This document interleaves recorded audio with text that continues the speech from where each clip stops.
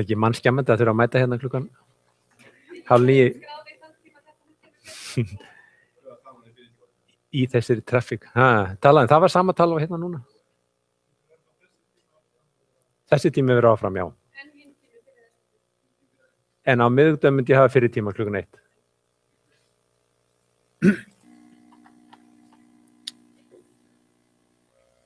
Alright, við erum væntanlega komin í gang hérna. Við erum að broadcasta. Heyrðu, í dag, einhverja spurningar áður en byrjum? Já. Nei. Já, við getum svo sem beðið þar að skrifstofuna, kannski breyta því. Kannski einfaldara. Það er alltaf mikið á stundaskráni eins og þeir.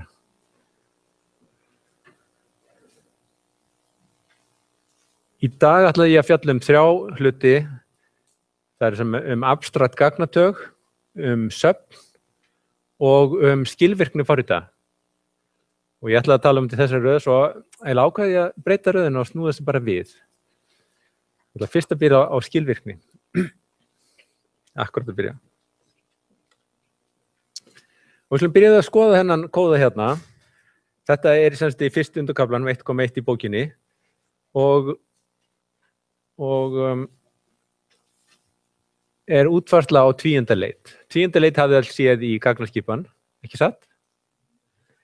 Þannig að þið viti hvað það á að gera.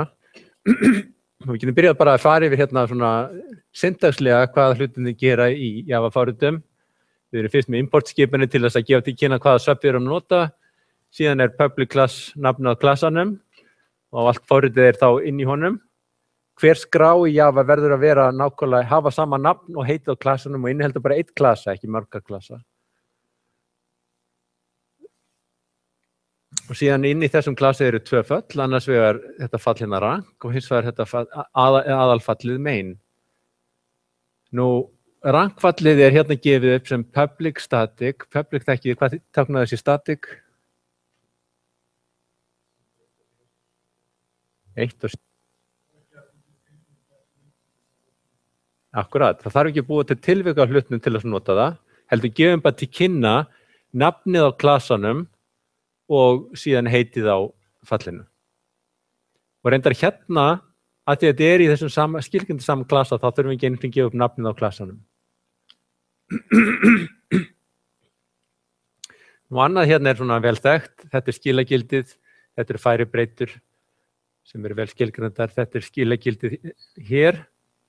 Þetta er fyrir ekki þau skila tæði, þetta er heiltala og já, námist að í stað fyrir að vísa svona, þá þeir eru að vísa á skjánum, ekki satt.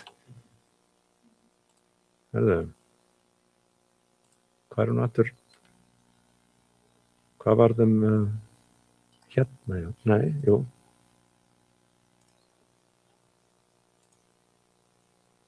Ink tools, já, akkurat.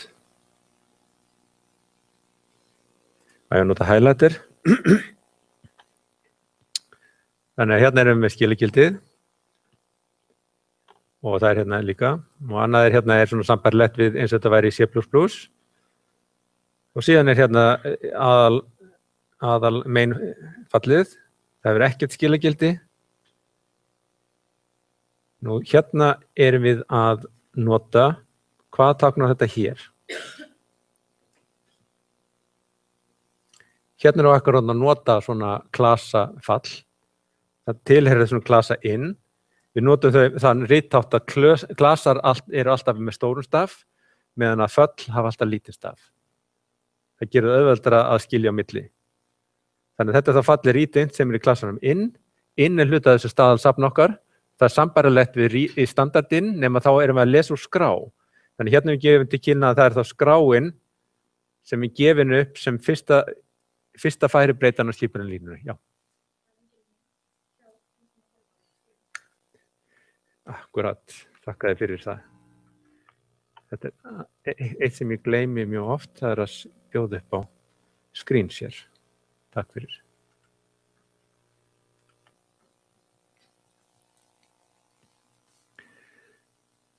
Nú, þetta fall, ef við flettum þið upp síðan, þá kannski ég ágætt að prófa það. Þetta jú þessu ALX síðu okkar.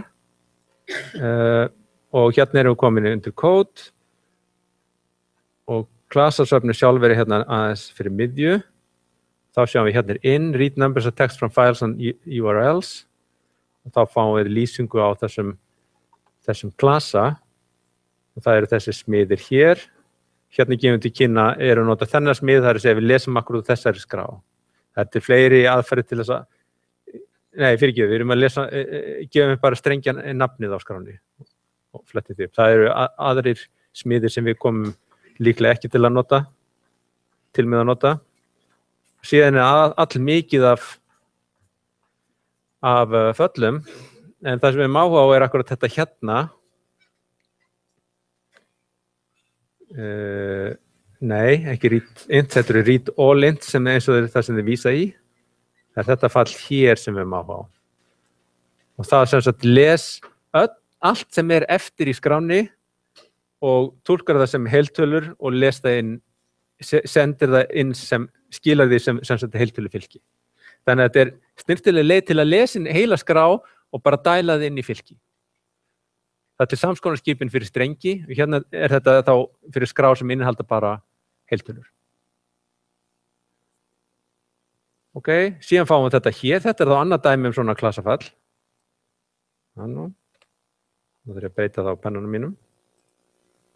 Prófum við nota hérna laser pointer. Já, hvað er þetta flott. Þannig að nú tekið þetta fylki með allar þessu tölum og senda henni fall sem heitir sort. Og hvað þetta sortfall gerir? Sorteri, sko. Það akkurat svona klasafall líka. Það tilheyrir þessum Java-klasa sem heitir arrays. Og við komum til með að nota það til þæginda. Síðan komum við líka til með að skoða þær aðferðir sem liggja þar að baki. Síðan förum við hérna í lykkju, þar sem við lesum úr staðaleintakinu, ekki úr skráni. Og ítrekum það þar til að staðaleintakið orðið tómt.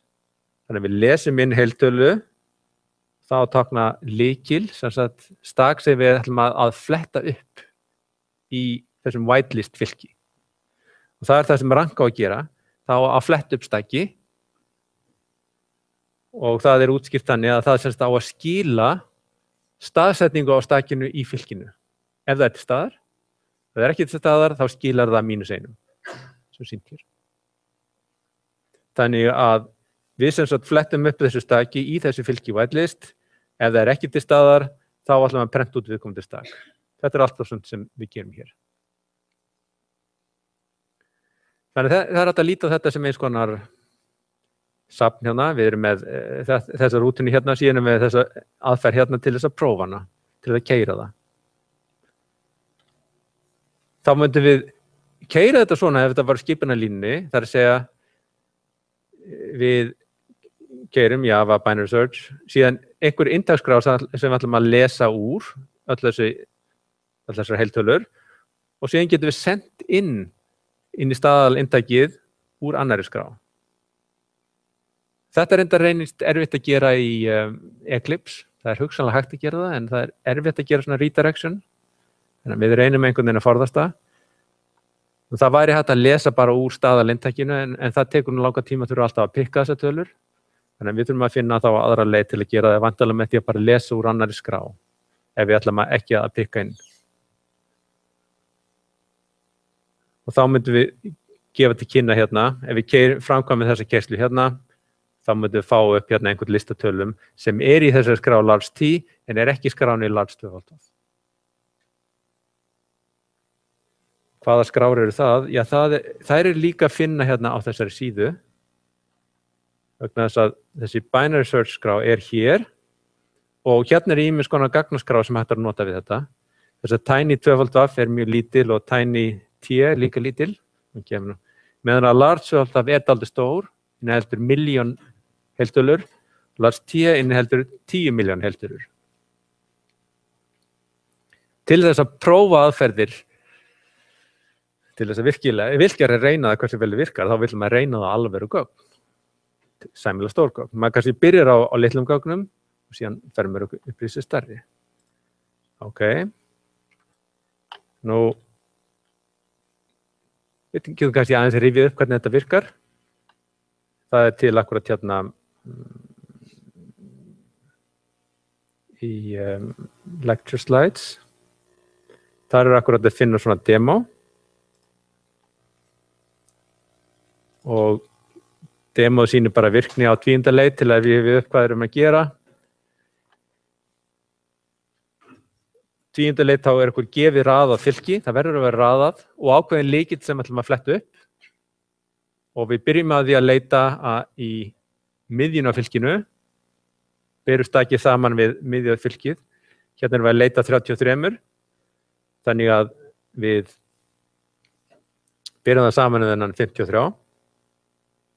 Nú, 33 minni 53, þannig að þá vitum við að allt sem þar fyrir ofan í fylkinu getur ekki innihaldið 33.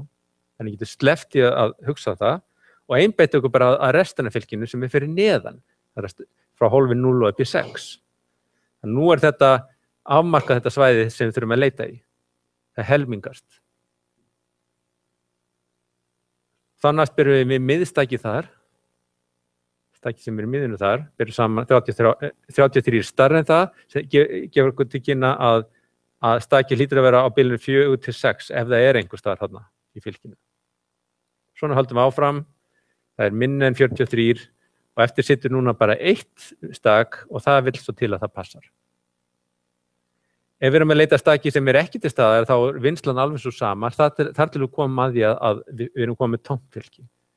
Þannig hérna byrjum saman með 53, saman 25, 43, 33, nú það starra en þetta, en það þýðir að við ættum að leita hérna í fylkinu sem fyrir ofan, en það ekkert fylki fyrir ofan. Þannig að þá verðum við að skila -1, það ekki til staðar. Nú hugmyndum með þessa aðferð svo, í staðin fyrir að leita gegnum öll stökin, notum svona skilvirka aðferð til þess að finna stakið. Það þetta sem raunin námskeiðið snýst mikið að finna skilvirkar aðferð til að leysa hlutina.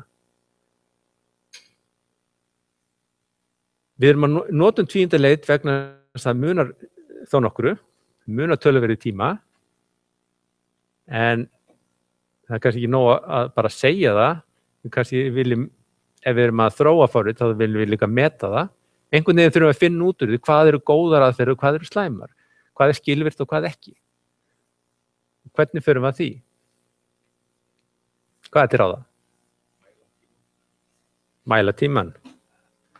Það eðlileg leið til að gera hlutina. Við einfaldlega bara setjum forritið af stað, startum klukku og tökum tímann sem það tekur.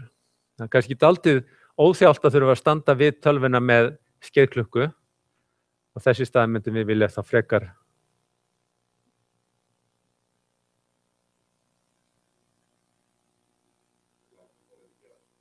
láta tölvunu sjá það, akkurat. Og til þess akkurat einfaldur lítið klassi sem hluta þessu library sem fylgir bókinni, sem heitir Stopwatch. Það reynda bara smá umbúðað klassi undir eitthvað sem til í Java-safninu, en það samt að það snirtilegt og það lætt að nota. Og það býður bara upp á 2 aðgerðir. Það hægt að búa til skeiðklukku og það hægt að fá tímann frá því að skeiðklukkan fór í gang. Þegar við búum með hana til, þá erum við á saman tíma að setja hann í gang. Elapsed time gefur upp tímann frá því að við byrjum.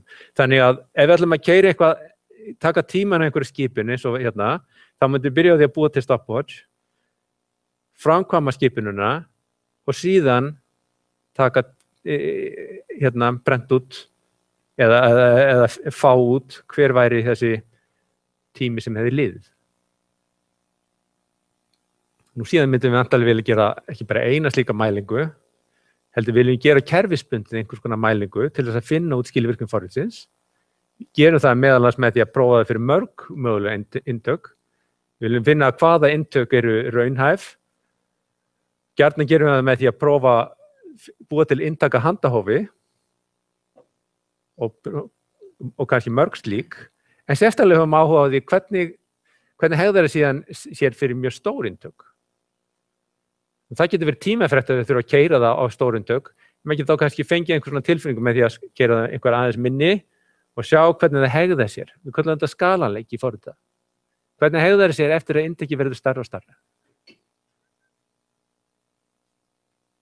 Og við getum kannski prófað akkurat að skoða þetta forrit hérna. Þetta binary search. Hver sé nú skilvirkni forritsins? Við skulum bara fara hérna í Java, í Eclipse. Og nú ætla ég að gera þetta, af því ég var nú búinn að gera þetta í fyrir tíman, og þá ætla ég bara að gera þetta aftur. Búa til nýja klasa og búa til pakka nýja klasa sem heitir binary search. Og í honum, fyrir hann ætla ég einfaldlega bara að taka kóðan sem var í bókinni og afrita hann og síðan keyra hann. Og hérna fæ ég einhverja villur, hvað að? Það þarf að importa þessum klösum, og importa þessum, og importa þennan. Þá eru villurnar horfnar. Þá get ég keyrt forritið. Já, nú eitthvað hvað að?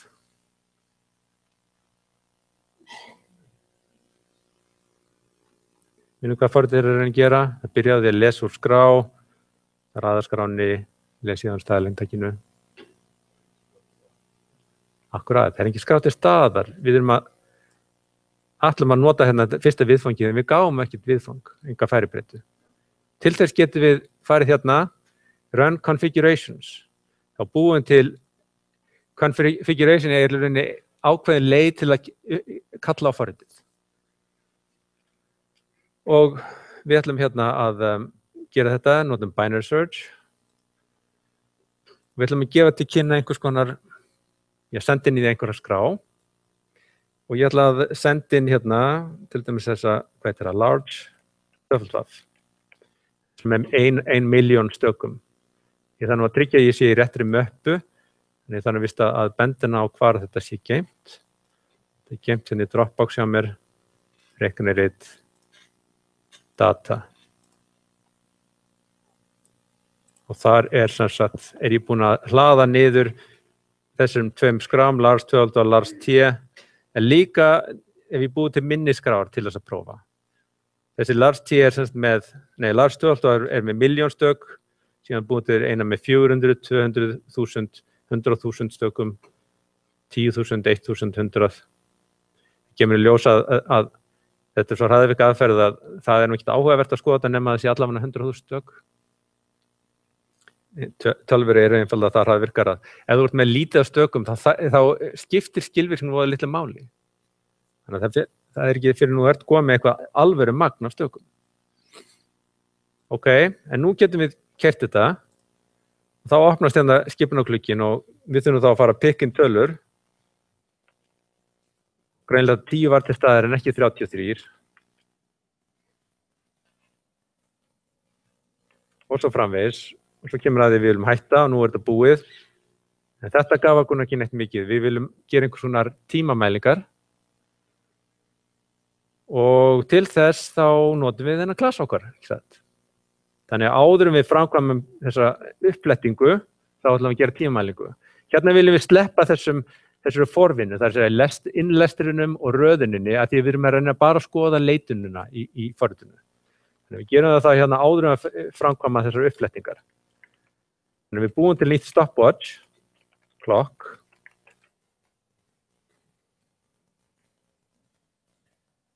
Og í lokin ætlum við síðan að prenta út clock. Hvað?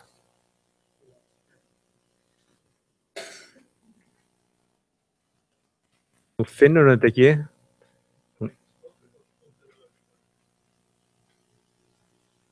Nei, þetta er, muniði,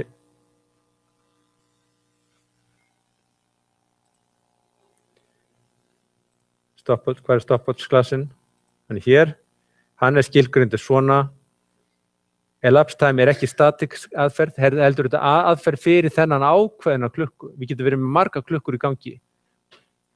Ef þetta væri statisk aðferð, þá væri bara ein möguleg klukka. Já.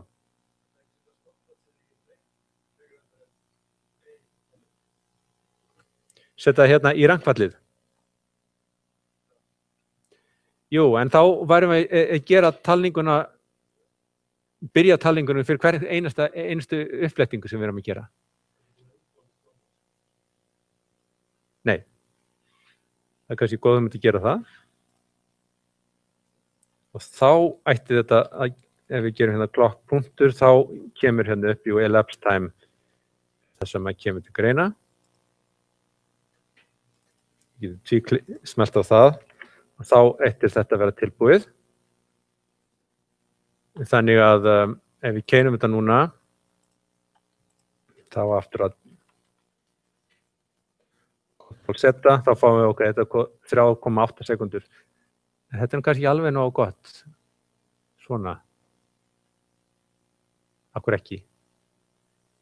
Akkur er þessi mæling ekki nægilega hjálpleg? Fyrir ekki þau?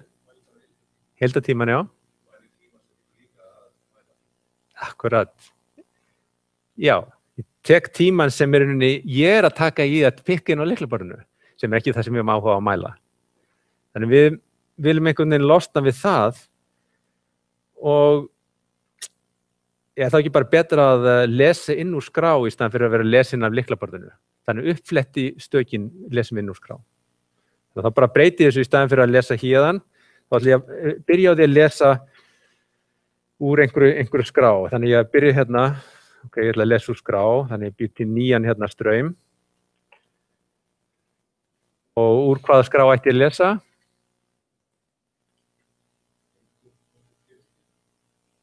Input.txt, já, ég get búið til einhver skrá. Ég get gert tiny, já. Hérna ætla ég að gera þetta, ég ætla að reyna að láta hann að fletta mikið, því að hún er bara svo rosalega fljót að fletta upp. Þannig ég þarf að láta hann að hafa tölvöld fyrir þessu. Þannig að ég ætla að gera margar uppflettingar. Ég ætla bara að gera það þannig að ég les bara úr sömu skrá aftur. Og les hún öll þau stök sem eru í skránni og flettir þeim aftur upp í þessum raðalista. Ok, þannig að þá þarf ég að breyta þannig að hún sé ekki að nota standardinn, heldur hún er hún að nota hérna int2. Sama hér, þetta er líka int2.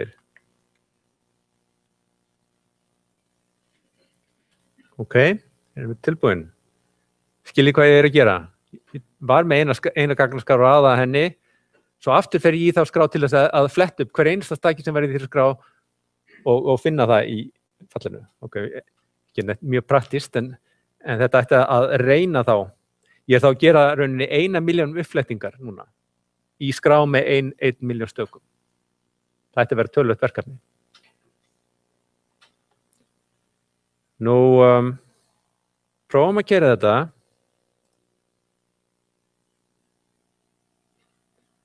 Einn komma tvær sekundur. Það er náttúrulega áhugavert að keyra oftar en einu sinni, sjá hvort það er einhverju munur. 1,3. 1,24. Ok, það er einhver smá eiginlega munur þarna á milli. Þetta er rétt sekundu fyrir milljón stök. Að fletta milljón stökum upp í fylki með milljón stökum. Við getum kannski reynda þess meira á hana og reynda að breyta það þessu configuration. Þannig að í staðinn fyrir að nota large T, munið T með 10 milljón stökum. Þannig að það voru að gera 10 milljón uppflettingar með 10 milljón staka fylki. Það ætti þá allavega að tífaldast tíminn. Að því við erum að gera tífalt fleiri uppflettingar. Jú. Já. Algoritm ekki línu, nei.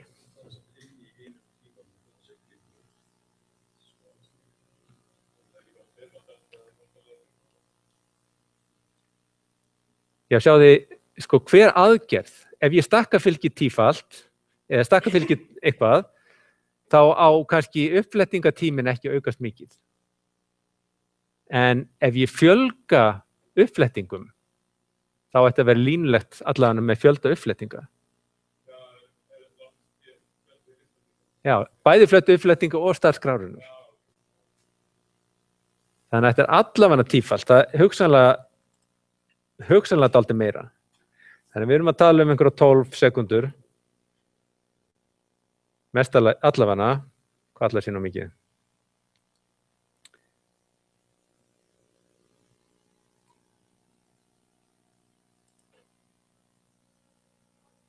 Nú taka alveg tími í þetta.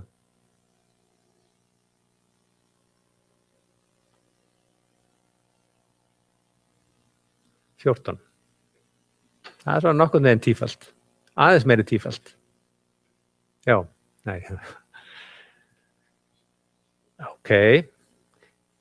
Svona getum við gert þetta fyrir mismunandi gildi til þess að fá einhverja tilfinningu fyrir hvernig þetta skalast upp fyrir þessa aðferð. En síðan viljum við líka bera þá saman. Ég meina, þetta þess virði að leggja á sig að vera að skrifa þessa aðferð, að nota svona tvíundaleit? Akkur notum við ekki bara einfaldir aðferðina? Er hún ekki bara nægilega góð? Það getur gott að bera það saman. Kosturinn við tvíundaleit á að vera sá að þetta á að vera hraðvirkt. Gallinn við hana er það að þetta er merkilega erfið aðferð að ná rétt. Þeir segja að þó að fyrsta útgáfan hafi verið komið fram 1946, þá hafi fyrsta rétta útgáfan komið fram 1962. Jafnvel fyrir einhverjum 10 árum þá var fundin villa í Java-safninu, hvernig þessi tvíundaleit var útfærð. Hérna erum við með svo kallað loop-in variant sem gefur til kynna hvað er það sem á að gilda í hverju einustu umferð. Ef við erum flókið kóða, þá getur verið mjög mikilvægt að hafa slíka fastærðingu til þess að sannfæra sig að forritið sé virkilega að virka rétt fyrir öll tilvik. En við komum kannski betur á því síðar. Það sem við erum áhuga á núna er að prófa bara að bera saman við einföldu útgáfuna. Hver er einföldu útgáfan? Hvað gerir hún?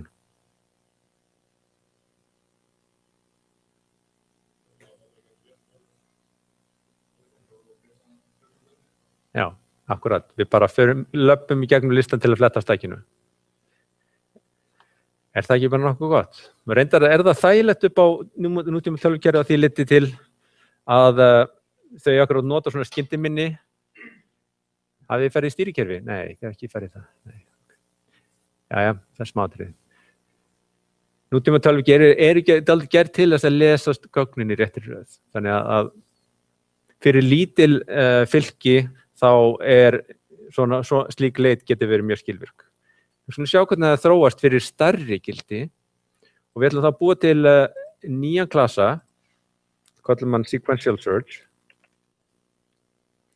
Og þá ætlum við einfaldlega bara að taka allan kóðan úr hérna tvíundaleit en breyta binary search yfir í sequential search.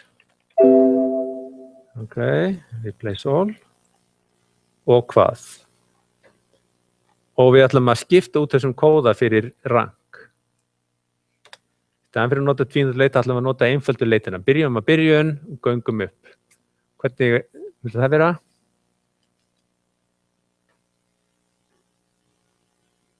Fyrir að prófi, come on. 10 sekundur.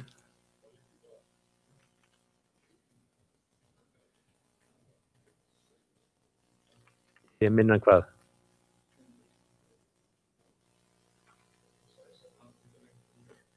Það til hver fylki hefur akkurat þessa lengðbreytu sem gefur til kynna stærðan af fylkinu. Maður þarf ekki að halda utan það sérstaklega. Það er bara plus. Og hvað ætlum við að gera? Rétt, takk.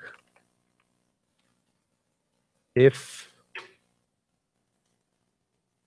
Það er að aðtóa hvort að staki sé á þessum stað. Það er að segja hvort það sé jafnt á hafi. Ef svo er, þá ætlum við að gera standard out.println af stakkið ekki. Nei. Með skila stakkinu fyrir ekki. Ég ætla ekki að prenta út. Svona. Ef við förum í gegnum allt fylki og finnum ekki neitt stakk, þá skilum við -1. Ok, þá erum við komið með þessa aðra útgáfu. Og kannski skulum við reyna að prófa hana. Það er kannski óþarfa að keyra hana á þetta rosastóra safn hérna, LarsT, en kannski large 12 staff, milljón stök. Það tækir mikið meiri mínútu, mikið meiri sekundu núna.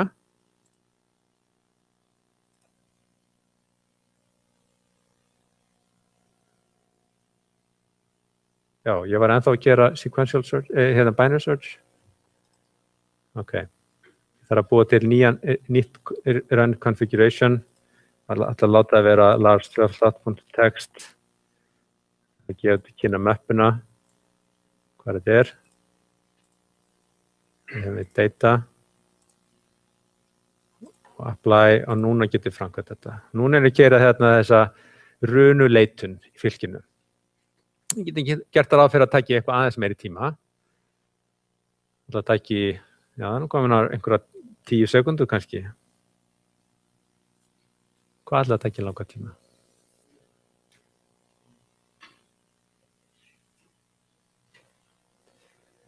Ok, þetta er eiginlega of langur tími. Þetta er greinilega áberandi hagvirkara. Hversu mikið hagvirkara? Þá kannski betra að reyna þá aðeins minni intök. Þá hjálpi til að ég var akkur búin að búa til þessu safna hérna minni stærðum. Prófum að taka 10 sinnum minni skrá sem er þá með 100.000 stökum. Það ætti að vera snögga því. 1,3.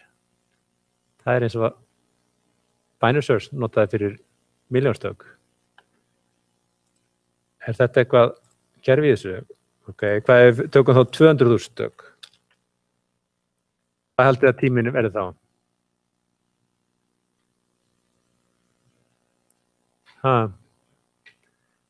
Tvöfalt, já. Fjórfalt.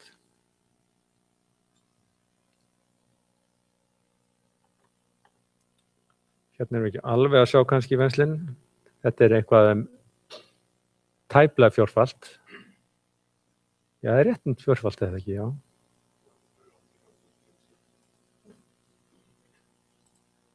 Ok, prófum þá aðeins stærra hérna. Það ætti þá að gefa til kynna. Annarkvort átt að vera 9 sekundur næst, undir 10 eða 20.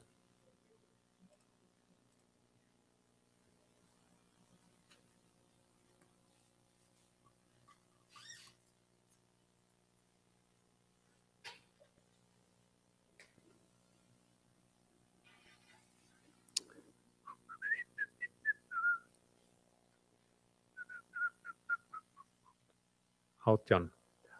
Það nær því að vera fjórfalt. Af hverju, þá getum maður að fara að hugsa, hvernig stendur það þessu? Hvernig get ég útskýrt þennan tíma sem þetta tekur?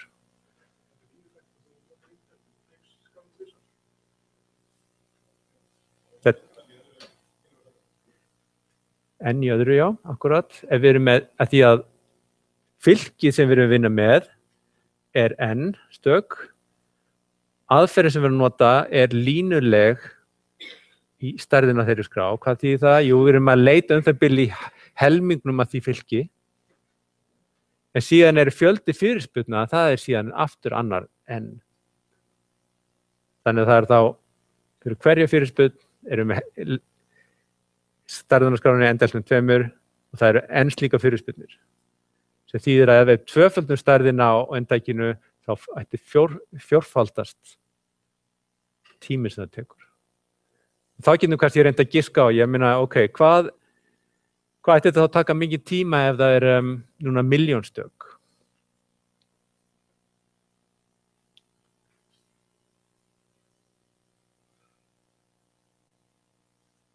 Já, þá þurfum við að markvalda 400.000 með 2,5. 2,5 í öðru veldi er hvað? Það er 6,25. 6 sinnum 18 eru 110. Það er þá tæpar 2 mínútur. Ef maður prófa það.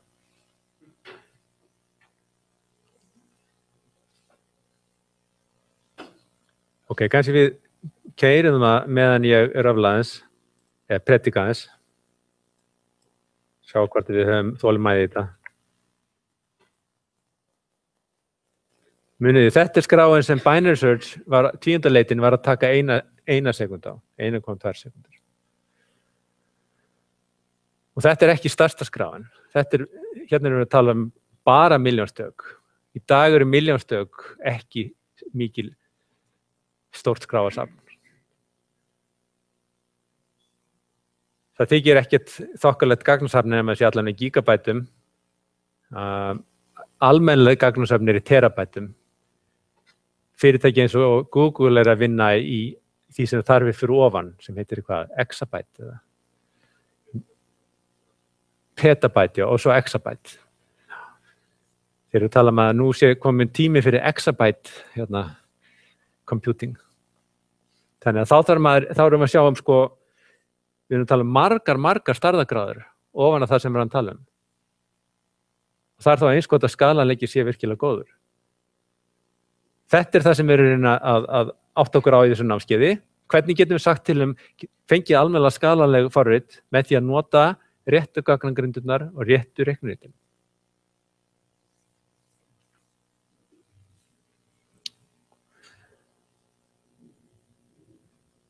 Og þetta ætti nokkurn veginn gefa til kynna að einföld leit, raðleit ekki að gera sig á stórsöfn. Svo ég segi, fyrir lítil söfn þá oft gott að bara gera þetta quick and dirty, bara klára þetta og þá skiptir þessi tími ekki svo miklu máli og munurinn oft minni á milli svona flóknar aðferða og einfaldra aðgerða. En þegar þetta orðið virkilega stórt, þá þarf að virkilega hafa fyrir þessu.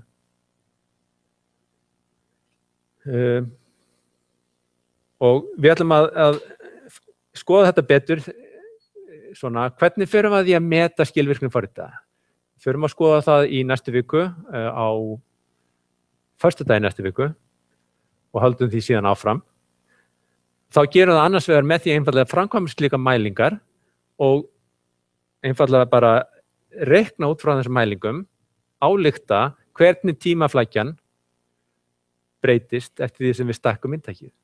Þegar ég segi tímaflækja, þá ég að tala hvernig þróunin í tímanum sem forritið tekur, keyrslutímanum, hvernig breytist það eftir stærðin og inntækinu. Nú þetta búið, 142 sekundur, rúmlega 2 mínútur. Það ekki mjög fjarri lagi því sem við vorum að tala Ef maður vildi gera þetta formlegar, þá myndum við kannski vilja endurtaka keyrslurnar nokkuð oft til að fá svona gott meðaltal og reyna síðan að teikna einhvers konar kurvu til þess að sjá hvort það passi við þær spár sem maður gefið sér. En við sjáum allavega að þetta orðið þegar 100 sinnum tímafrekara á þessi milljónstök. Ef við förum í 10 milljónstök, þá munurinn væntanlega mikið meiri.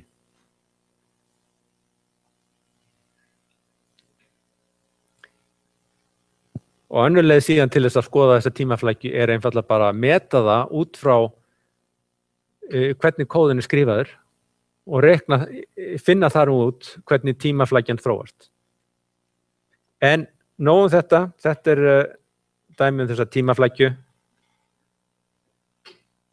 Það sem ég ætlaði að skoða næst var annað efni, sem sagt abstrakt gagnatök. Og ég held að þetta bara góð tími til að taka sér pásu núna, 5 mínútur.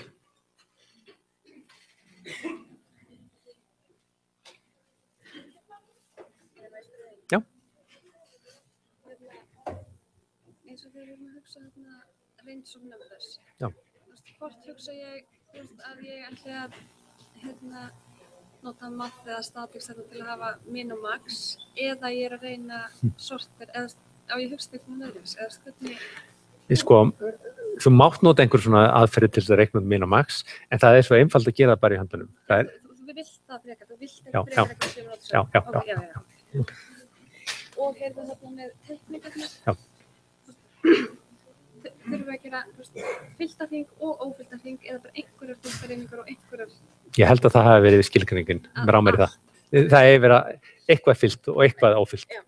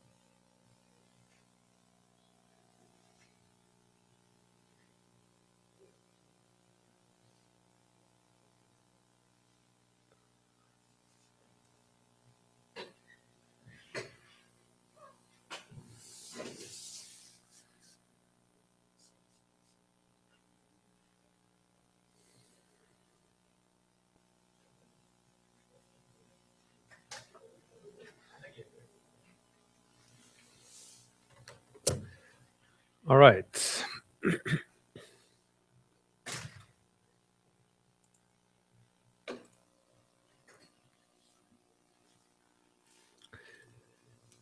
Þá ætla ég að fjalla tvo hluti sem rætt í kafla 1.2. Það hvernig við skipuleggjum forrit í Java. Annars vegar við vinnum með þessi abstrakt gagnatök og hins vegar búið til svona söfn af endurnýtanlegum aðferðum. Svo segi þetta ætti að vera efni sem þið kannist við úr gagnaskipan en gott að rifja upp. Öll þessi klassasöfn eru semst að annarkvort af þessum tveimur möguleikum, annars þetta gagnatag eða þetta safn af svona static aðferðum. Skoðum fyrst þessi gagnatök. Gagnatag jú mengi af gildum og aðgerðir sem ættir að framkvæma þessi gildi og við útfærum þetta í Java með klösum. Þannig að klasi skilgreinir þá gagnatag með því að skilgreina meðlimabreyturnar, instance variables, sem eru gildin sem tagið tekur, methods, aðferðir til þess að beita á þessi gildi og síðan smiðir til að búa til ný gildi og gefa þeim upphafsgildi. Og lykilatriði í þessu sambandi það sem kallast hjúpun eða encapsulation. Hvað pointið með hjúpun? Af hverju? Að þeir sem nota þetta með ekki hafa aðgang að gögnunum sjálfum. Já. Alveg rétt. Og hvers vegna það sem við viljum ekki að það sé gert?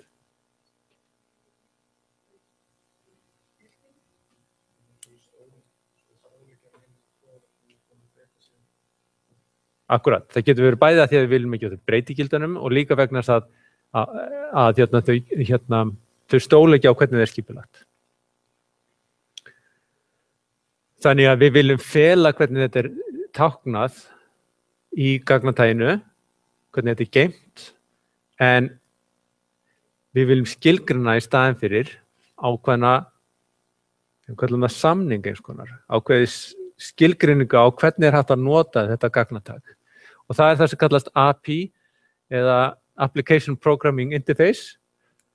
Það skilgreinir svona samning milli notandans á Já, ég ætla kannski að skilgreina þetta fyrst. Klasinn sem sagt útfærir þetta gagnatag og aðgerðirnar og geymsluna á gögnunum. Notandinn eða klientinn, hann notar þetta gagnatag eins og svartan kassa. Það þýðir að hann veit hvernig þetta lítur út tagið, veit hvernig hann nota það, veit ekki hvað innan í kassanum. Það sem innan í kassanum hvernig það geymt. Það það API á að skilgreina þessi notkun. Hvernig getur þú nota tagið? Hvað þýðir að þú eru framkvæmir eina aðgerð á það, hvað á að gerast þá. Lykilatriði að þú vilt ekki þurfa að vita hvernig það útfært til þess að geta nota það. Og þetta mjög mikilvægt til að taka þetta sniða dæmi hérna notanda sem allar horfa á sjónvarp. Notandinn hefur hérna allar horfa á sjónvarpið og sjónvarpið útfært á einhvern ákveðinn hátt. Hér ein útfærsla, þetta svona túbusjónvarp, gamalli gerð, framleitt af Sony, hefur ákveðna þyngd, byggist á túbu með svona rafbyssum. Nú, á milli þeirra þessi skilgreining á notkuninni og það má segja að þessi fjarstýringin gefið til kynna hver skilgreiningin hvaða aðgerðir koma til greina. Það þetta að stilla hljóðið, styrkleikan á hljóðinu, það þetta að breyta rás, það þetta að breyta aðeins myndinni til, það þetta að skilgreina einhverja fítusa eins og textavarp. Og allt þetta þessi lýst með einhverjum tökkum sem hérna á þessari fjarstýringu. Lykilatriði það að notandi þarf ekki að vita hvernig sjónvarp byggt. Hann veit hvaða aðgerðir hægt að framkvæma á það. Þannig að það búið að skilgreina fyrirfram hvernig notandi getur nýtt þennan ákveðna hlut. Síðan hugsanlegt að notandi getur einfaldlega skipt út útfærslunni, fengið ný útfærslu, þess tilfelli þetta gas plasma skjár, framleiddur af Samsung og hægt að festa vegg. Og þá ætti því ekki að breytast í hvernig við notar hlutin. Hugsanlega getur skilvirkni ákveðin eiginleika verið aðeins öðruvísi, en notkunin svo sama. Nú reyndar má segja að þetta gefur aðeins til kynna hvernig svona skilgreining, þetta viðmót, þetta API breytist stundum eða þróast með tímanum. Af því að menn byrja oft með einhverja einfalda virkni á gagnatæginu og svo eftir því sem halda áfram að nota þá hugsaðum við segja, varum sniðugt að ég geti gert þetta. Hverju bæti ekki bara þessar aðgerð við, þá geti fengið þennan möguleika líka. Og þá fær maður einhverja virkni sem það kallast backwards compatible, að því leyti að virknina á gömlu aðgerðunum alltaf áfram svo sama. Þannig að allir notendur sem hefðu notað gömlu útfærsluna, þeir geta ennþá að nota nýju útfærsluna. En að því að það eru komin nýjar aðgerðir, þá getur verið ný forrit sem notað nýju útfærsluna sem geta ekki notað gömlu útfærsluna. Að því þau stóla á það að það séu til þessi nýju fítusar.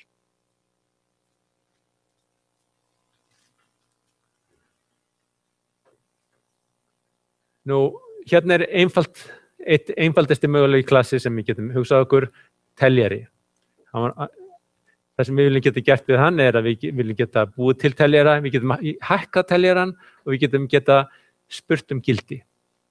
Þegar við búin til teljaran þá vantar núllstillum hann og síðan viljum við gefa honum nafn líka. En þar fyrir utan eina sem áhuga á gildið á teljaranum. Nú hérna þetta skemmtilegt dæmi hvernig hjúpun vöntun og hjúpun getur verið hættuleg. Þetta eins og þetta útfært hér, að þá væri þetta lögleg notkun á þessum klassa. Við búum til nýjan teljara og síðan gefa honum gildið -622. Og þetta skemmtileg tilvik vegna þess að það vill svo til að þetta gerðist á sínu tíma fyrir 11 árum þegar Al Gore bauð sig fram á móti George W. Bush. Og það var mjög mjótt þarna mununum og það eiginlega skar úr hvernig þeim gekk hérna í Flóridaríki. Og þar gekk nú ýmislegt á vegna þess að það var nú eitthvað mistalið og þeir voru notað líka einhvers konar rafræna tækni við þessa talningu. Og einhver tímann það var eitthvað hérað þar sem að Al Gore fékk negatívan fjölda atkvæða. Og það greinilega eitthvað verið að útfærslunni þar.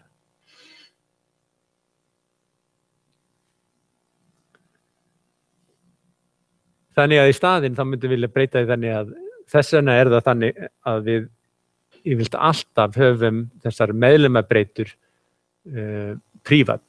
Þannig að það sé ekki hægt að breyta þeim beint. Þá þýðist ekki þessu kóði hér. Og það ekkert við þessa útfærslu hérna sem gefur til kynna nákvæmlega hvernig geymslan á gildunum útfærð. Og hérna þá dæmi hvernig þetta myndi líta út í svona Java forritum. Þetta þá þetta API fyrir þetta gagnatag. Inniheldur þessar aðgerðir sem við sýndum hérna áðan. Við erum búin að breyta tali, það sem við kallum áðan count. Value heitir núna tali. Það sami hluturinn. Hversu oft búið að hækka teljaran. Og bæta við hérna toString aðferð til þess að fá einhver svona strengja gildi fyrir þennan ákveðna hlut. Og þá þetta útfærslan á hlutum, eins einföld eins og hún geti verið. Góð spurning, fyrir hvað stendur þetta final? Final dæmi hérna modifier sem gefur til kynna að þessi breyta sem ekki hægt að breyta. Þetta eins konar fasti, já. Þannig að þetta jú breyta þessi hérna, það að segja, þetta virkar eins og breyta, en hún fær gildi bara einu sinni og eftir það hún búin að fá endanlegt gildi. Það ekki hægt að breyta gildinu og breytinni. Og af hverju ætlum við myndi vilja það?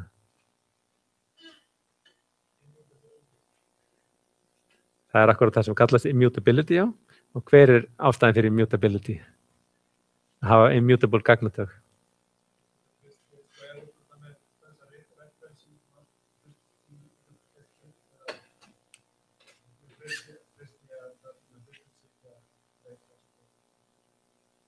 Já. Já, flott. Þetta er akkurat ef þú ert með einhver kóða og hann er síðan notaður hér og þar, að þá viltu geta treyst í að það sem er notaður, hann sé ekki allt í ferða að breyta gildi. Og þetta líka tryggir það að þeir sem erfi frá þessum klasa, þeir geta ekki ferða að breyta sínum hlut líka.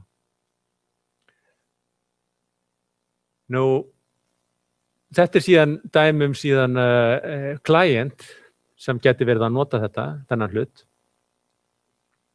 Hvað er þessi client að gera?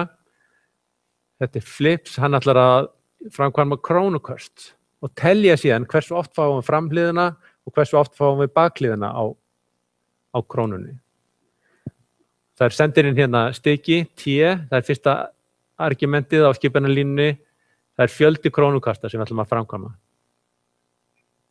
Og við búum til 2 nýja teljara, annars vegar heads fyrir framhliðina og tails fyrir bakhliðina og síðan framkvæmum 10 svona krónuköst. Þetta er staðalsafn sem við komum inn á rétt á eftir, standard random. Það inniheldur ýmsar aðgerðir og meðal annars þess að búr 0 í breytu sem er eins konar krónukast. Við gefum til kynna hver á að vera líkindar á framhliðinni. Hérna er að vera jöfn líkindi, það sé 50% líkur á framhlið og 50% á baklið. Þannig að þetta er venjulegt krónukast. Og ef upp kemur 1, að þá hækkum við teljaran sem telur framhliðar, annars hækkum við teljaran fyrir bakhliðar. Svo prentum við út framhliðar og bakhliðar, reiknum hérna muninn á milli þessara tveggja og prentum út mismuninn. Það er að segja absolutt gildið af þessum mismun. Og hérna til dæmis við fáum út 500.172 framhliðar, 499.821 bakhliðar, munurinn á milli er 344. Takk eftir þessu, þetta er dálítið sniðugt hérna, standard.println af heads. Heads er bara nafnið á hlutnum. Hvað þýðir það? Ef þú sendir hlut inn, hvað allir gerist? Hún býst við að fá streng þarna. Akkurat það sem gerist. Það sjálfitt, þá kallar nú toString-fallið. Og jafnvel þó að toString-fallið sé ekki til, þá samt virkar þetta. Hvernig ósköpunum stendur á því? Af hverju? Hvernig er það formlega að virka? Ok. Hugmyndin er svo að ef toString er ekki skilgreind, þá er það vonandi skilgreind í hlutnum sem það erfir frá. En margir klasar er ekkert að erfa frá neinum klasa, en samt eru þau alltaf að erfa frá einhverjum, því að það er til yfirklasi sem heitir object. Allir klasar erfa frá object. Og eina af þeim aðferðum sem er skilgreind fyrir object er toString. Það sem sú útfærsla gerir, hún skilar þið bendi á hlutin. Ok, einhverju fleiri spurningum með þennan kóða hérna? Þetta er svona dæmigerður notkun á þessu. Einföld notkun.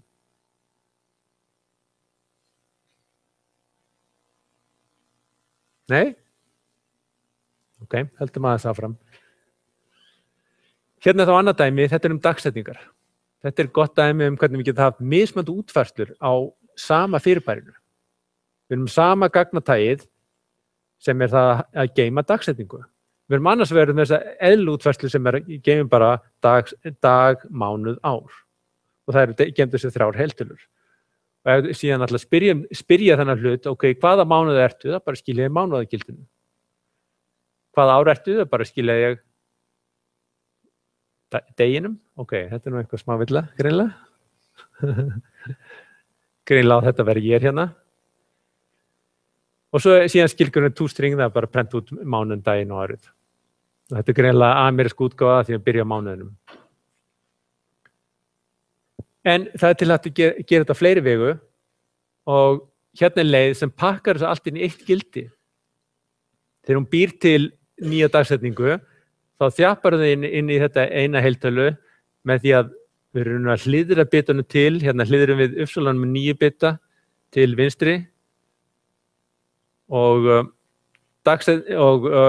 mánuðinum í 5 bita, þannig að dagsetning fyrir neðstu 5 bitana, mánuðurinn næstu 4 bita og í ári þá í efstu bitana.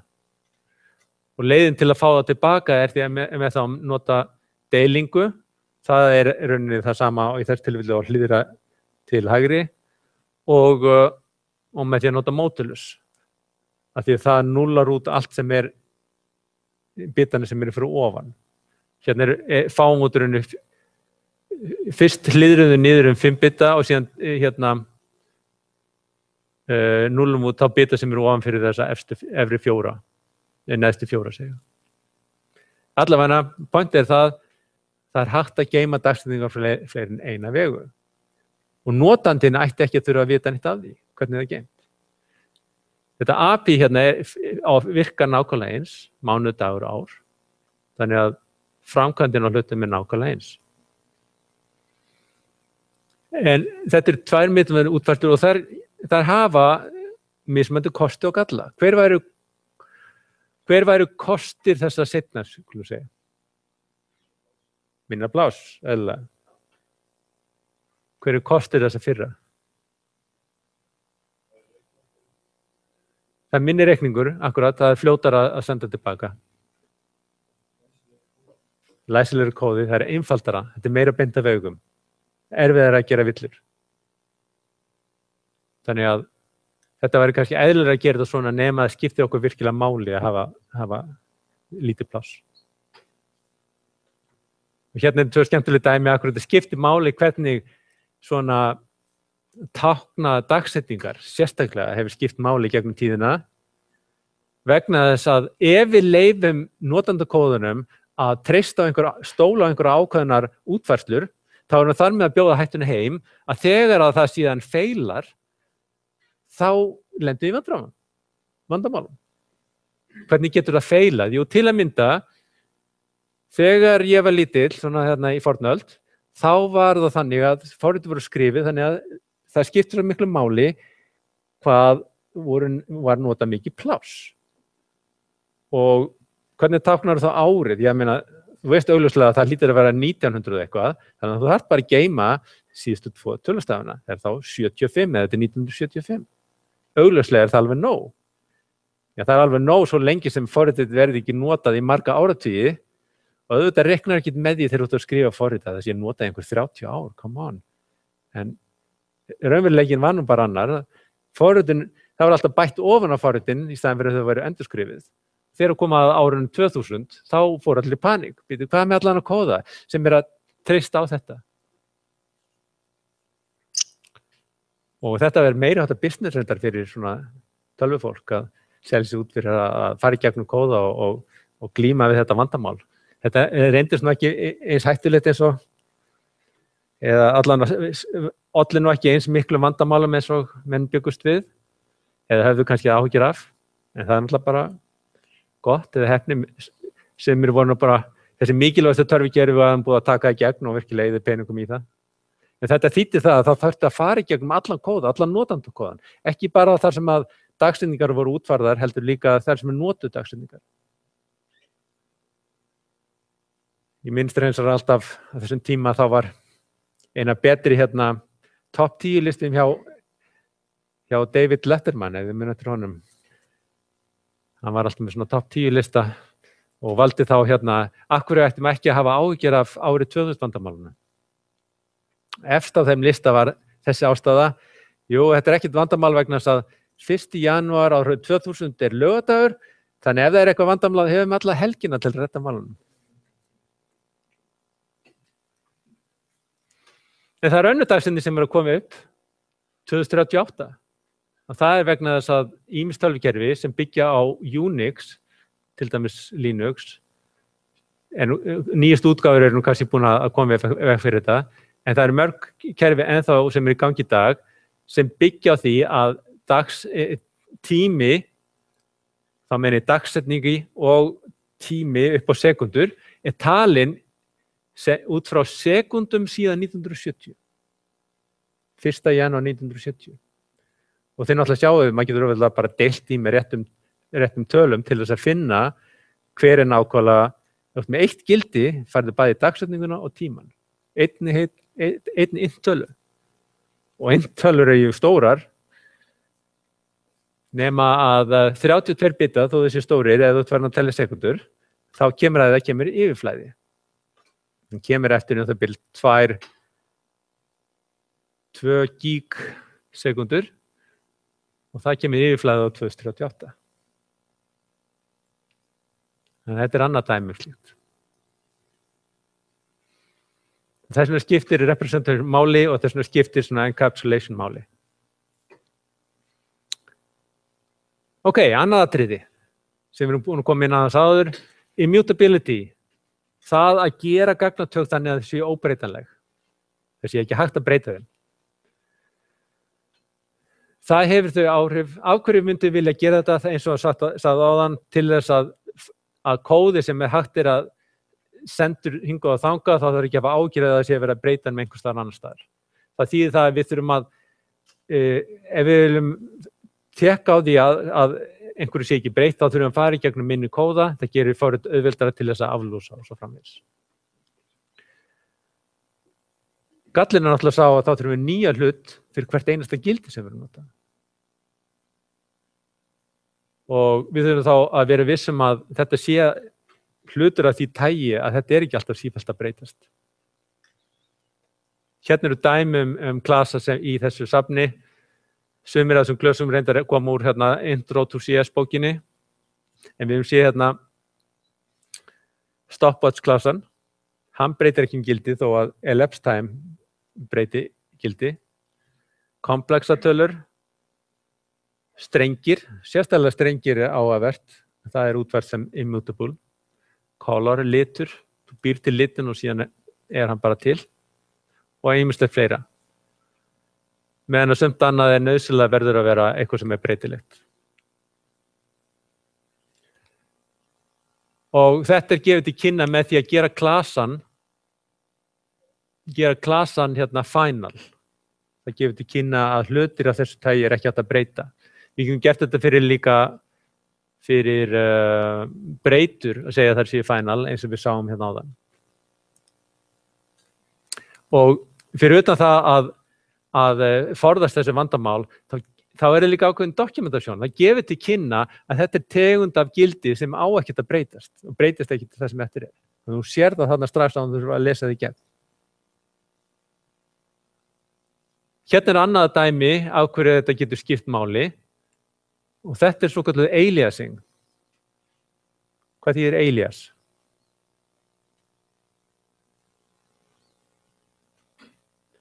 Nafn á sjónvarpsþætti sem hægt að sýna.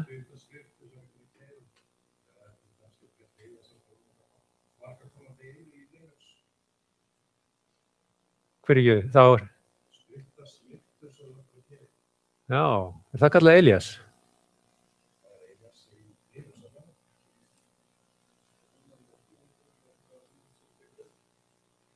Almennt talað þýðir alias, það annan nafn á einhverjum hlut. Maður talar að einhver maður sem tekur upp eitthvað huganafn, eins og til dæmis Muhammad Ali alias Cassius Clay. Það var upphaflega nafnið hans. Nema að þetta birtist í forritunarmálum þegar við erum með svona vísa, vegna þess að þegar við erum með dagsetning til einhver hlut, það sem verður til ekki bara hlutunum sjálfur, það sem inniheldur gögnin, það verður líka til þessi bendir hérna, vísir, þessi A, það líka ákveðið fyrirbæri. Og hérna til dæmis, nú búum við tvo hluti A og B og A inniheldur dagsetninguna Fyrir þessi 1. des og þessi er 1. janúar 2011. Nema svo breyti ég gildin á B og nú á B að vísa á A. Ég var reynda búin að sýna þetta hérna. Já, ég ætti nú ekki að sýna þetta skjánum. Ok, við sjáum þetta hérna á þessari mynd að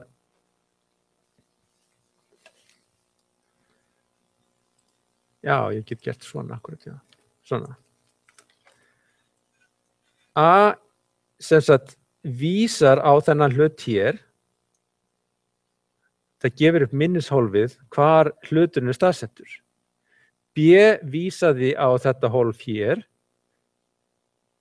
En þegar við síðan framkvæmum B rand á A aðgerðina, þá tekur B gildið á A, sem sagt það vísa núna á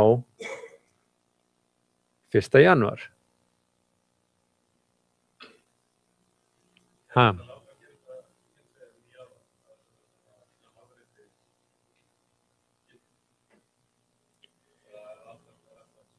Það eru til skipanir til þess að kópíra, já.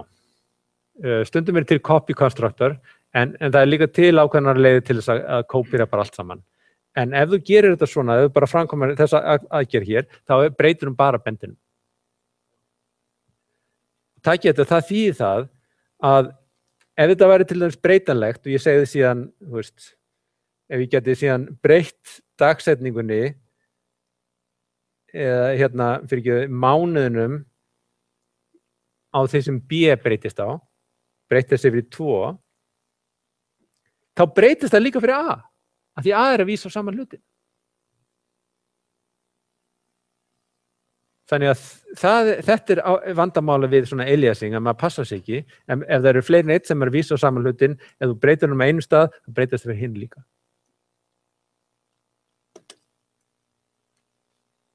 Hvað verður annars þennan hlut hér?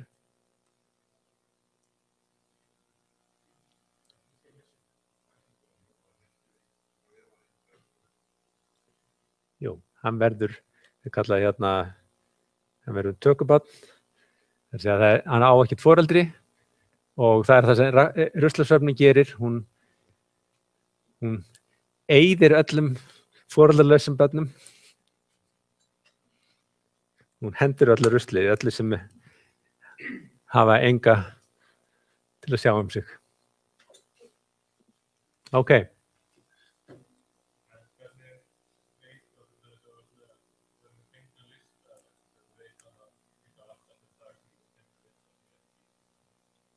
Þetta er mjög góð spurning. Hvernig í ósköpunum ef við erum hérna með tengdalista og hérna, þetta tengir saman. Hvernig á hún að vita að þetta sé orðið rusl? Já, vonandi þá þarf einhvern veginn að geta séð að fyrst alveg veistu að þú getur fundið út að vantarlega að þetta sé rusl, því það er enginn sem bendir á það. En hvernig veistu að þetta hérna sé rusl? Þá þarf þetta að hafa einhvers konar talningu á að þú vitir að það sé enginn annar sem bendir á þetta heldur en þessi hér. Og það er með enginn annar sem bendir á þetta hér heldur. En hvað gerist þá ef þú ert með hringtengdalista og þú bara allt í einu ákveður að þú varst með þennan bendi á þennan hringtengdalista og svo ákveður að henda þessu bara? Nú eru allir sem einhvern bendir á sig. En þá er hugmyndin svo að það sem gerist er að þú ert hérna með allar breytur sem þú ert að vinna með, til dæmis A og B, og ferði gegnum allar þessar breytur og merkir, allar þá staði sem þessar breytur eru að benda á og síðan ferði gegnum allt minnið og skoðar, hvaða stök er það núna sem hafa ekki verið merkt? Og þau stök eru það rusl. Það kallast mark and sweep, garbage collection. En þið sjáuð að þetta getur verið töluvert umhendis, töluvert vinna að halda utan um þetta. Hvað er rusl og hvað er ekki rusl? Þó sem betur fer, þurfið þið ekki að vita því sem notendur. Þetta er akkord hjúpað. Þannig að þetta er séð um þetta. En það meðal annars út af þessu, og þetta getur verið gott að vita þegar maður fyrir að spá í skilvirkni, að af og til þarf þessi ruslarsöfnun að fara í gang. Við höfum ekki tíma til að vera að keyra fulla ruslarsöfnun í sífellu. Við þarfum að fara í gegnum rauninni alla breyturnar og allt minnið á kösinni til að tékka á hvað sé til staðar. Þannig að þetta er rauninni keyrt mjög sjaldan, en þá koma það svona tímabil þar sem að Java það bara mjög upptekið í þessari ruslarsöfnun. Þetta er út fyrir námsefni þessa námskeiðs að mestu leyti, en gott að vita.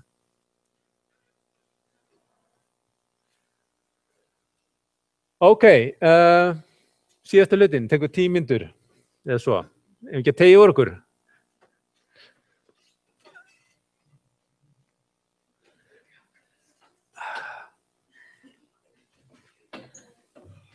Smá.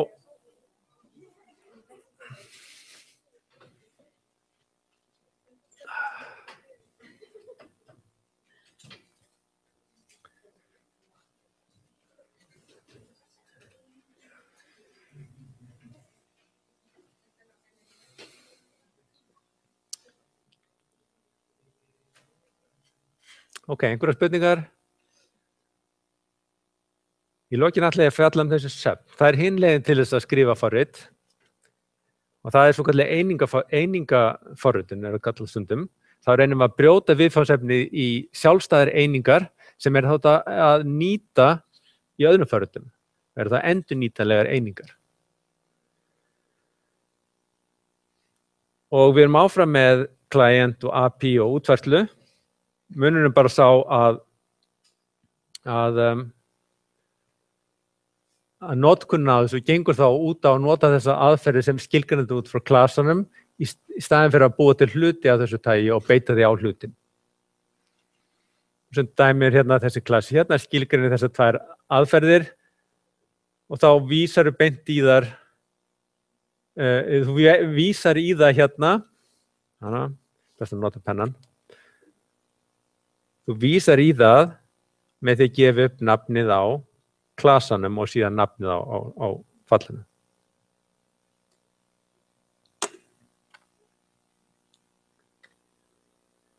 Skoðum fyrst þetta dæmi hérna, slembitölugerð. Við höfum eftir að nota þetta þá nokkuð, sérstaklega vegna þess að til þess að gera tilraunir með forrit, þá gott að búa til slembigögn. Þetta er ansi góð kvót hérna eftir hennar mann. Veit hefur einhver heyrt þetta nafn áður? Hvað gerði hann?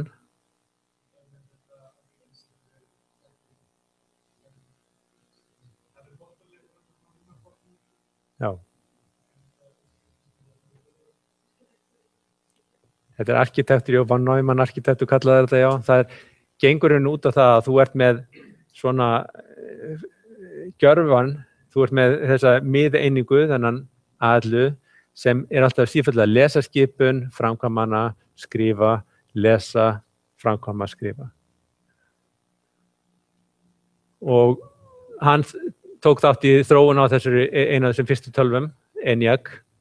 Þetta er reyndar svona ofurmenni vegna þess að hann kom að svo mörgum sviðum í starffræði líka.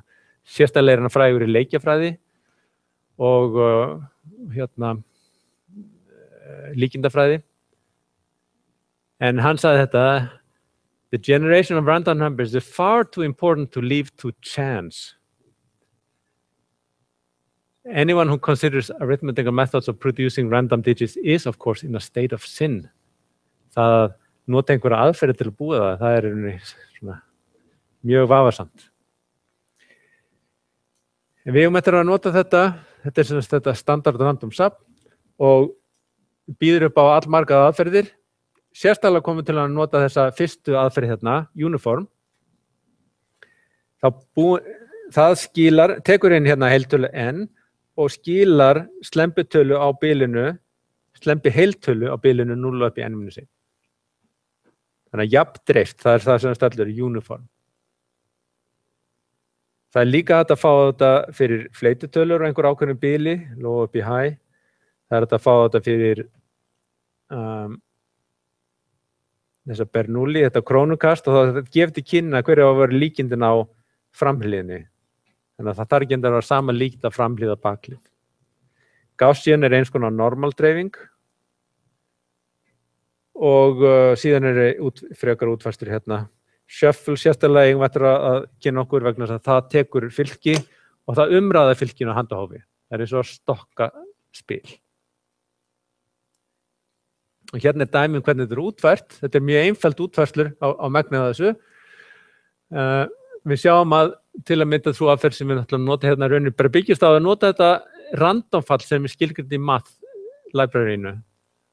Og það skilar slempi fleititölun á bilinu 0 og upp að 1. Þannig til að fá heiltölu þá bara margfaldið það með n og tökum síðan heiltölu gildið af því. Ef þetta svona einfalt, af hverju notum við þetta bara svona? Af hverju erum við búið til sér aðferð fyrir það?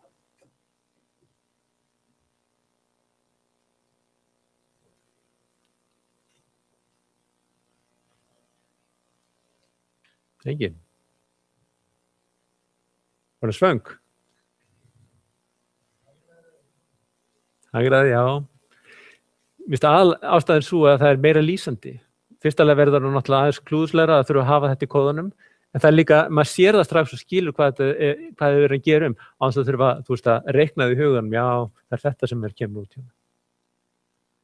Við viljum finna það sem algengt og lýsandi og setja það í svona safn. Jafnvel þá að þetta þurfi voða lítils við, eins og þetta hérna. Ég meina, þetta líka ein lína, akkur að breyta eitt línu fyrir annar línu. Það einfalt það gerir ekki kóðan styttri, en það ætti að vera meira lýsandi. Síðan fylgja öllum þessum, og á að fylgja öllum klösum meinfall. Jafnvel þó að þetta sé, hugsa bara til þess að nýta þessar aðferðir. Og það vegna þess að við viljum nota þessa aðferðafræði að prófa þessar einingar vandlega. Og þá hægt að geyma það í þessum main-klassa, dæmum svona prófun á þessum aðferðum. Það gefur líka til kynna svona notkunnuna, hvernig förum við að því að beita þessu. Og við sjáum þetta í öllum klösum í bókinni. Jafnvel þegar við förum seinna á leið.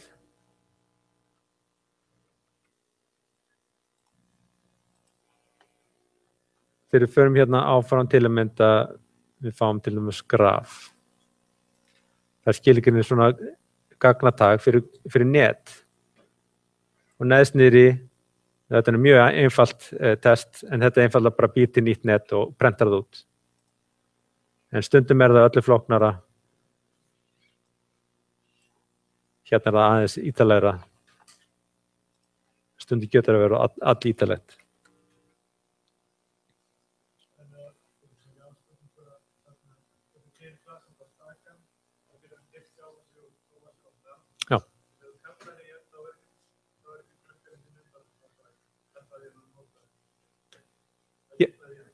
Já, yfirleitt þegar þetta notað, þá bara notað aðferðirnar úr klassanum. Já.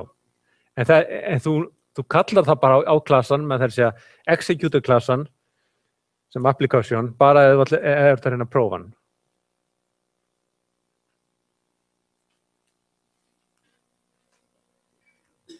Hérna dæmi síðan notkun á þessu hérna library. Þegar við viljum gera svona ský, það er að segja, við viljum gera svona safna punktum. En þeir ekki jafndreifðir, heldur eiga að vera þannig að það sé fleiri hérna í miðjunni heldur en út í köntunum. Og í einvít væri það nokkuð þannig að líkurnar á því að vera í miðjunni eru svo háar og líkurnar á köntunum séu minni. Og það akkur að samsvara það sem við kallum normal dreifingu eða Gaussian dreifingu ef það eru fleititölur. En nú viljum við fá til tvívít. Og það vil svo til að það auðvelt að gera það með því að bara láta x-nýtið vera Gaussian dreift og y-nýtið líka. Og þá erum við komið með punktinn, svo bara plottum við þennan punkt með standardróa. Og þá verður þetta svona snirtileg kóði. Einföld lykkja, búa til x og y og plotta. Það gefur okkur þetta hér. Við getum jafnvel bara, við getum tekið hann og kóða beint upp úr slæðunum og kópira hann inn í inn í skrá og við ættum að fá svona mynd eins og þessa hér með því að senda inn réttan stika með 10.000. Hérna annað library, Standard Statistics, tölfræði. Þetta til að gera einfalda reikninga, tölfræðireikninga. Þetta hámark og lágmark, meðalgildi, dreifni í fylkinu, staðalfrávik, miðgildi og síðan eru nokkrar aðferðir til þess að plotta. Við getum teiknað upp línuritt eða súluritt. Og hérna aftur dæmi útfærslu á þessu. Þetta nú ekki flóknir reikningar að reikna meðaltal, aðeins meira kannski með sumar af hinum. Til að finna median þá þurfum við bara að raða fylkinu. En þetta akkurat hugmynd með svona þessari einingaforritun að við viljum skipta forritunni verkefninu upp í svona sjálfstæðar einingar og það þá einingar sem hægt að prófa sér og beita í mismunandi forritum, þannig að kombinera þessar mismunandi búta til þess að búa til mismunandi forrit. Við taka hérna dæmi það sem við getum vilja gera, segjum við viljum tékka á því hversu góður sleppitölugjafinn.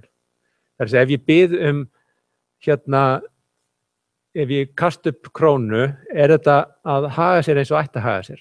Hvernig fer ég að gera það?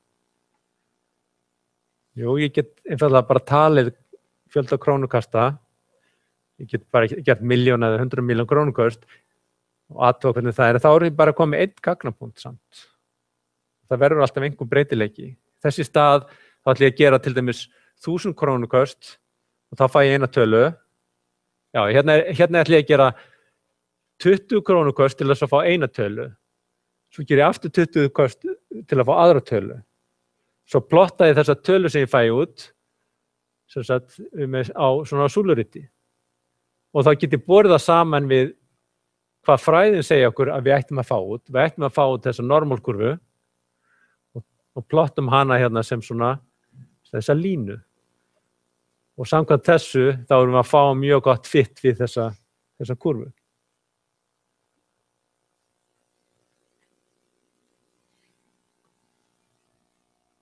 Og kóðinn fyrir það bara þessi hér, búin til að hjálpa fallirna binomial til þess að gera eina tilraun.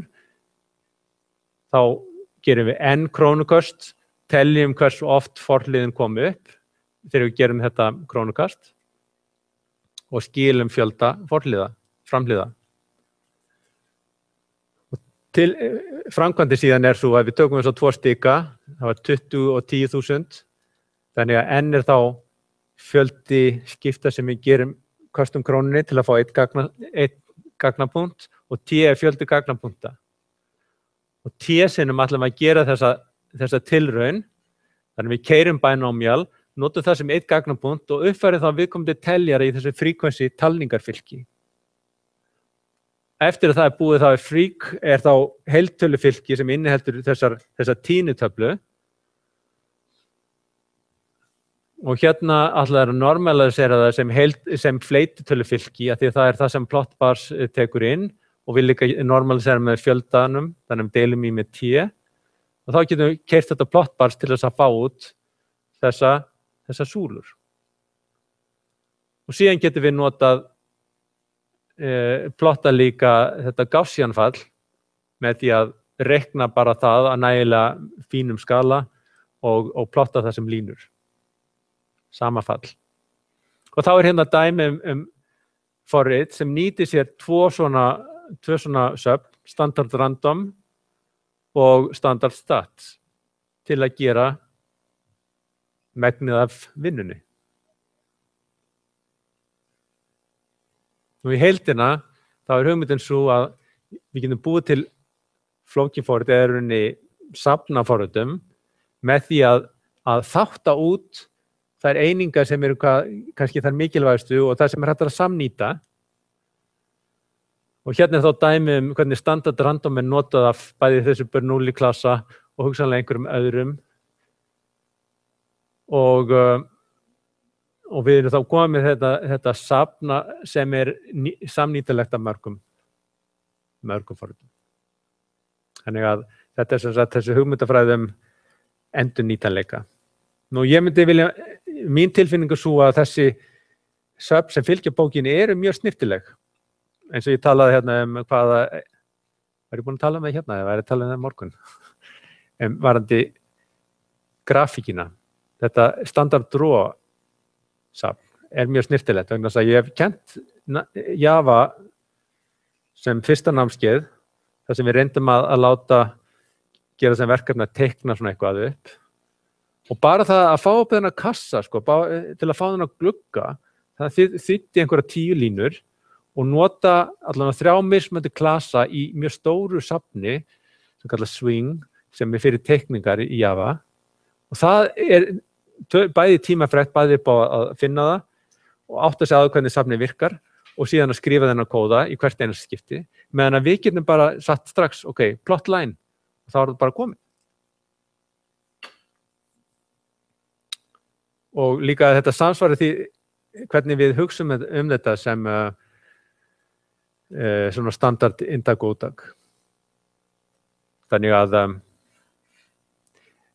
og alveg tala þessi kóði sem ekki bara þessi library kóði en líka þau forrit sem eru þróuð í bókinni eru vandlega gerð. Þannig að það þess virði að líka bara lesa þau. Ekki bara keyra það, heldur líka lesa sig gegnum þetta eins og ljóðskap. Heyrðu, hvað segið þið? Komment? Það var þreytt. Komum tíma mat. Heyrðu, það sjáumst á miðvikudaginn.